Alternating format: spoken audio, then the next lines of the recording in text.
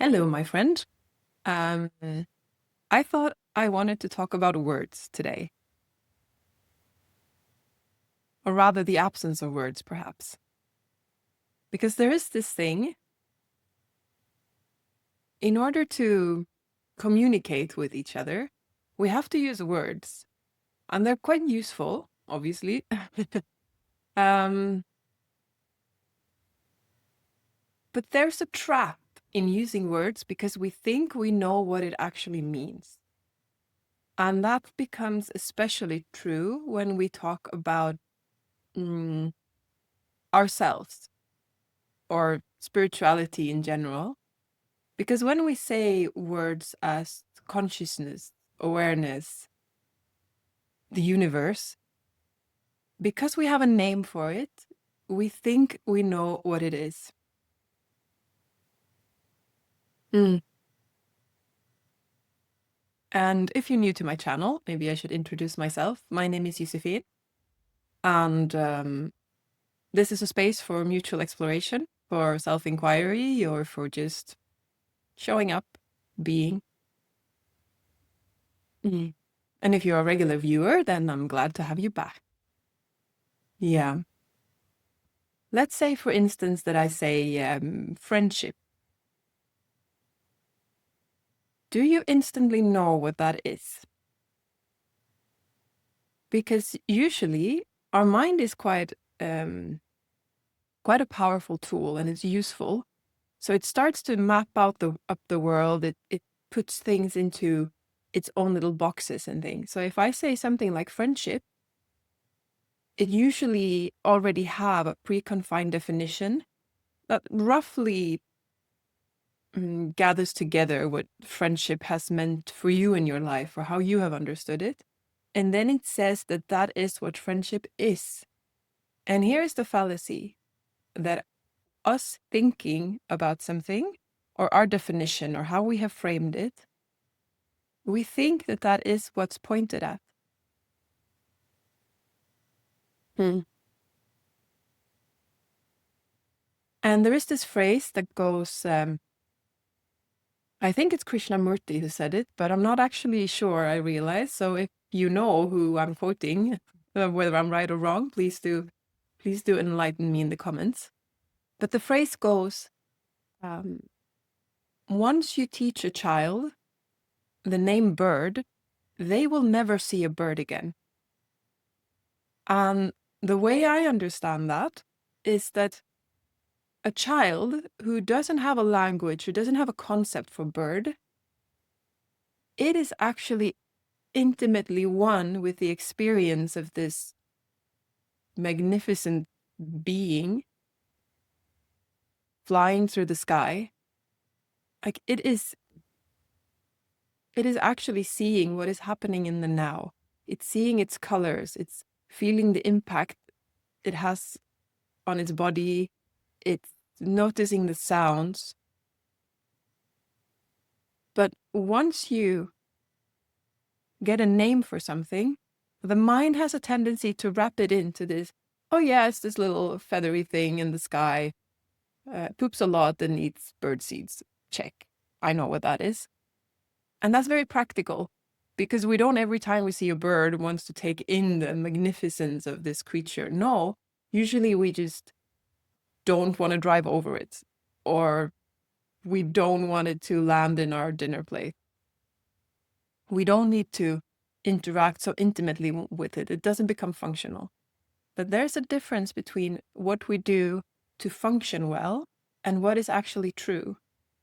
So if we want to contemplate the existence of a bird, we don't want to go to our preconceived idea of what the bird is. And if we're having a conversation, and I just briefly mention that my friend says, you don't have to go deep into contemplating what friendship actually is, where the limitations are, how it's manifesting in your life. No, it's practical. You just know roughly where I'm pointing. And the same is true for spiritual inquiry. And this is where I wanted to come. And one of the misunderstandings, or where we go too fast, is in the word consciousness, for instance.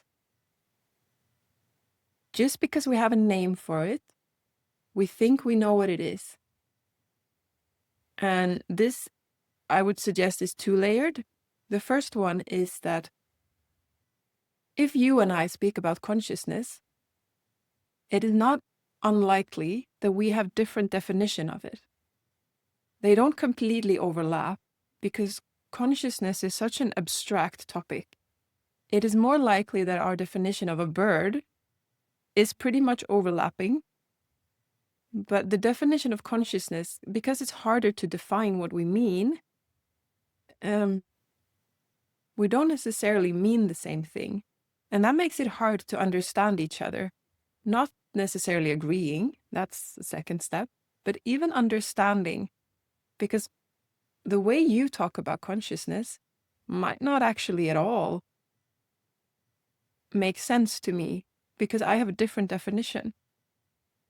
And then we need to spend more time in unraveling what does this word mean for me in this context or for you.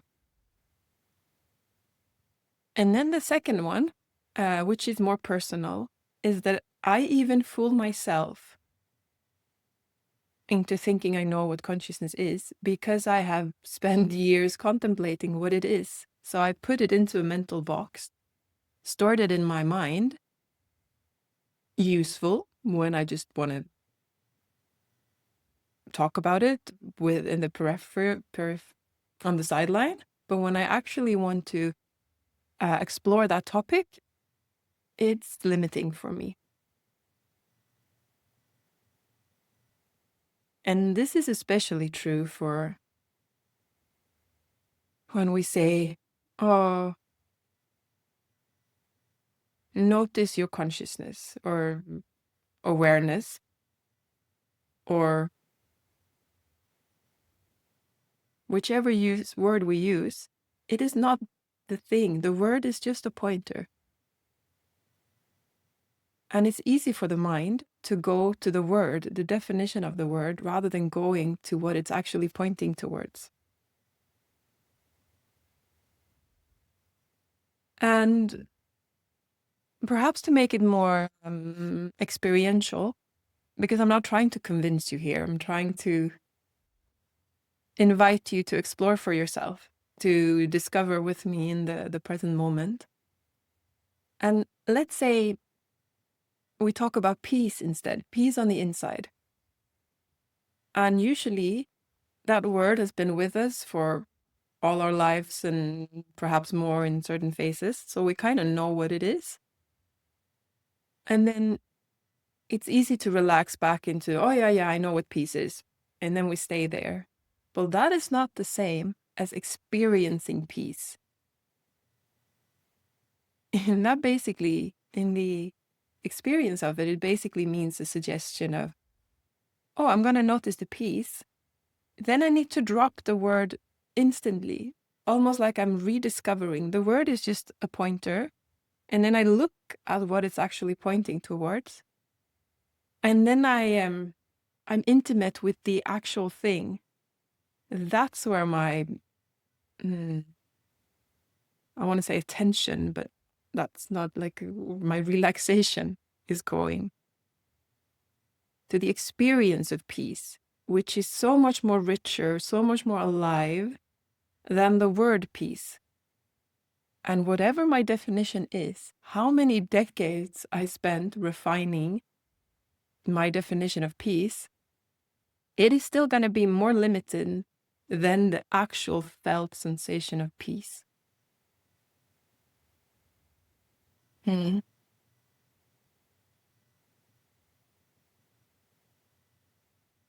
if you can notice the difference for yourself when you follow your mind into the word peace and all of its definitions and associations, and where you follow where it's pointing towards.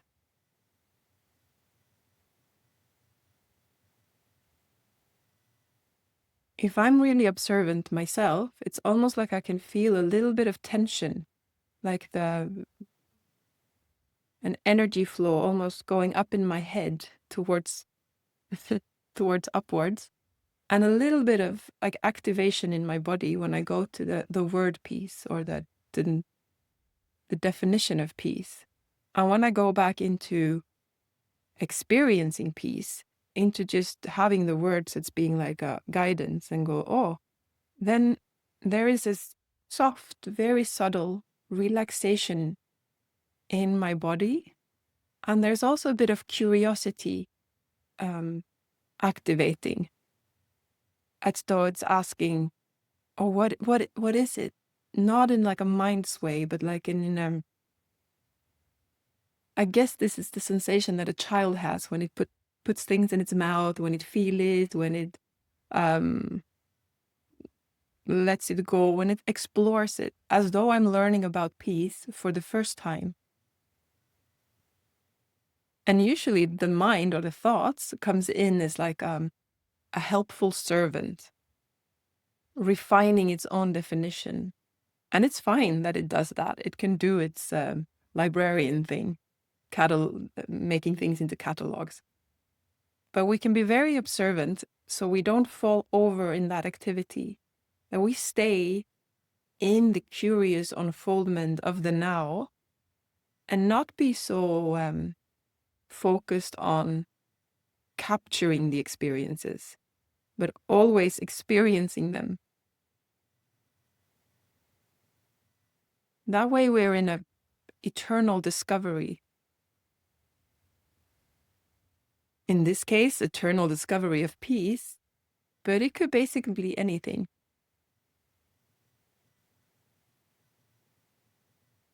Consciousness, to focus on my channel or my favorite topic. As soon as I think I know what consciousness is, I have missed what consciousness is. And for me, there's a joy in that, in rediscovering it over and over again, almost like I get to taste all of its flavors. And it's also this little battle, because even though I try to not be stuck in my mind's definition of what it is, I keep finding myself back in the constraints of the word.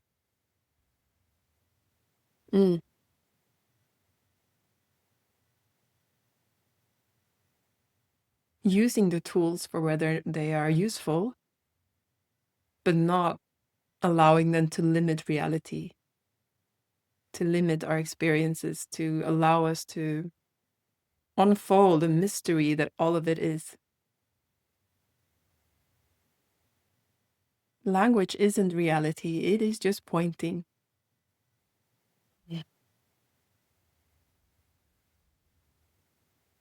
Yes. And please do share your reflections in the comment section if this awakened something in you, or if you've thought about this before, or if you have any insights of your own. I look forward to see you next time.